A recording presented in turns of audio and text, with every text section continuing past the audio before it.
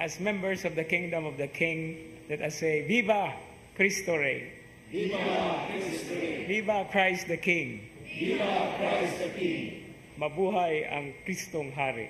Mabuhay ang Kristong Hari! We can say many different ways of greeting our King, but as has been introduced at the beginning of this Mass, we come here like as a rehearsal to face the great King, to face the Judge.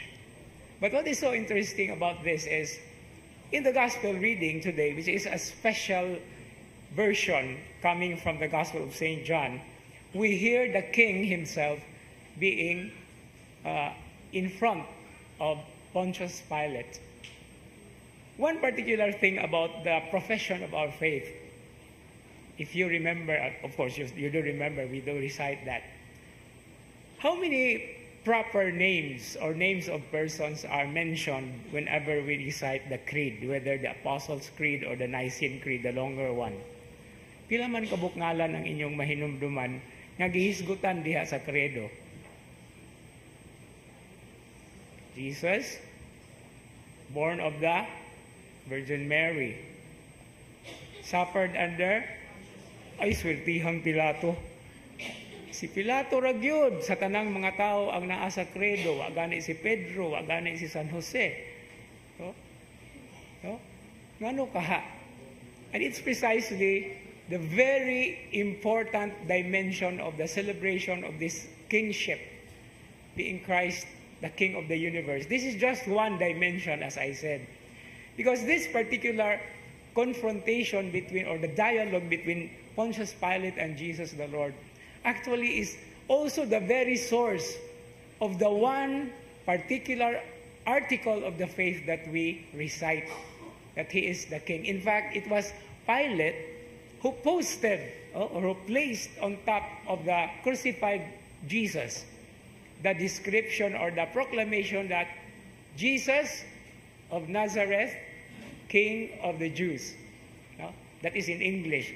But the posted thing on top of the cross actually was written in 3 languages, in Latin, in Greek, and in Hebrew. And what we know of is only the Latin script, which is INRI. Okay? So diha bito to'y joke sa una nga, kinsa man ang gilansang sa cross. Ingon din nga, ambot mo naman si Henry kay mama na ingon din itong ning tubag, taga Pampanga ka. Kabalubog nga, no? Anyway, di na lang ko kay basig na taga-Kapampangan diha. No? So si Henry kuno nang gilansang. But of course, Henry is Latin for Jesus Nazarenos Rex Iudeorum. When translated to English, Jesus of Nazareth, King of the Jews. Jesus nga Nazareno, Hari sa mga Hudyo. Now, this particular proclamation was actually reacted against by the people, by the Jewish people who accused Jesus, because they were not accusing Jesus in the same way as it is being described by Pilate. What were the Jewish people, or what were the Jews accusing Jesus of? Because he claimed to be the Son of God. But then Pilate came into the picture, and it becomes now the very source of one of the most important manifestations or revelations of the Son of God, the second person of the Holy Trinity, as King of heaven and earth, as King of the universe. And this is particularly where we come into this perspective. As I said at the beginning, practice ni nato, rehearsal ni nato sa pag-atubang sa atuang maghuhukom. And taking note of the cross upon which or before which we actually stand condemned because of our sinfulness, we are already being judged by Him. But it is also through the cross that we have been pardoned, our sins forgiven, we have been given strength, and we are reminded that this kingship that we are celebrating, apart from the original and the basic and the absolute meaning of being the King of the universe, as Jesus revealed to Pilate in today's gospel reading about who He is and what kind of kingdom He has, we are reminded that first and foremost, the King of the universe became man like us. He emptied himself in order to be of service. Inasmuch as in one of the gospel passages he says, I did not come to be served, but to serve and to be made a ransom for the many. And this is the very kingship that we celebrate.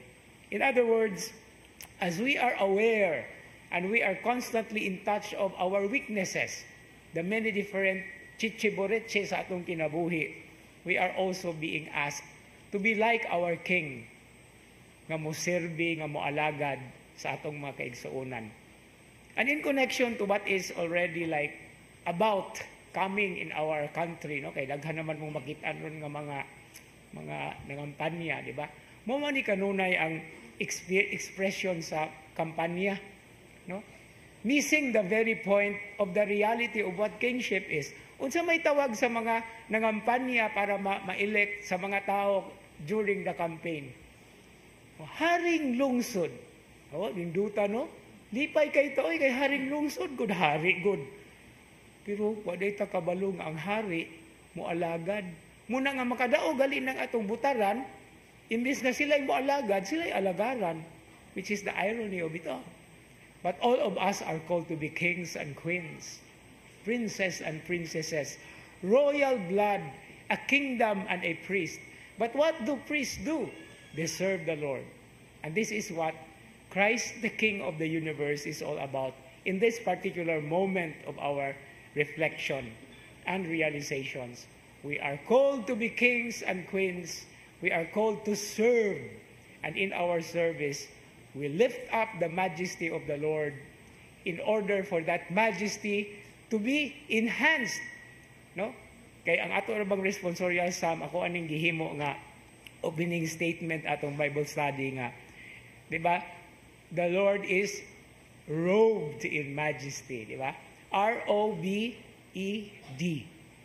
No, muna nga klaruhon dyan na og pronounce. Our Lord is robed in majesty. Kaya di nato na klaruhon, our Lord is rubbed with majesty. Kuyawa po anang rubbed, oy kay gikawatan man. But it's real. Because of our sinfulness, because of the many things that we do not pay attention to the will of God. Instead of robing God in His majesty, we are rubbing the majesty from the Lord.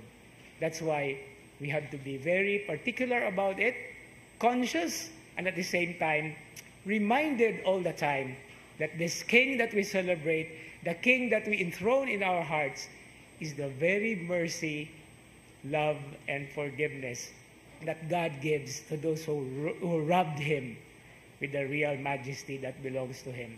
And with this majesty that we share with the Lord, we reign. As He reigns in our hearts, we reign together with our brothers and sisters. We reign in the service for the good of the people of God and for His greater glory, for His majesty forever and ever. Amen.